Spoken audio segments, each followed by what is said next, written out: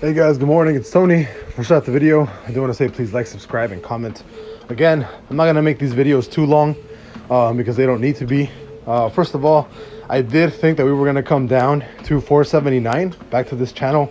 We did recover extremely quickly. We're about to break these highs, so I'm no longer bearish towards this 479 480 level. I really thought that we were going to push a lot harder, but this full recovery and then news today recover the full thing. So as of right now, I would completely get out of shorts, and this should be a nice long up towards 495, or at least the top of this channel trend. We are closing a VC on the 4-hour, and I think on the daily we are still technically bullish, right? We're still technically bullish on the daily. So I mean, as of right now, I'm really just looking for break of highs here.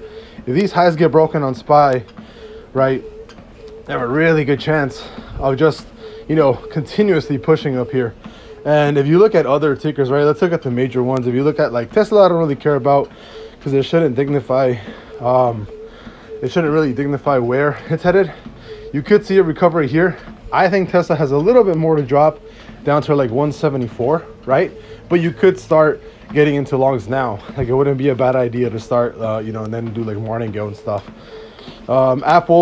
Apple looks like it's possibly gonna come back down a little bit, right? Let me see. I'm just trying to get a gauge of where the market is as far as all the rest of the tickers. So we look at the Nasdaq. Let me see. We look at the Nasdaq. Nasdaq on the 4-hour is, Nasdaq is going to be closing bullish in 3 minutes. So I definitely say that right now. I'm very, very, very bullish towards all big tech right now. It does look like that's what's going on. And if you run like short term, right? If you run sort of like a short term like analysis here, see, there you go. See, there's your first trend touch, second up. This has a really good chance of breaking trend right now, right? So there you go.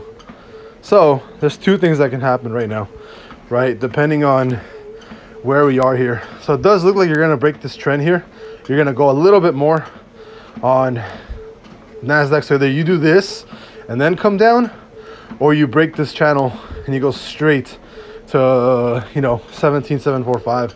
So I'm definitely a little bit more bullish on the upper end, right? So that means that on SPY, more than likely you can hit this mid channel here of like 492 and then come right back down, right? So I'm definitely bullish towards like this mid channel, like at 492, and then you come back down like this, or you go straight up into 496. So I can definitely see this happening, but I'm very, very bullish towards this 492 level. So I'll see you guys later. Bye-bye.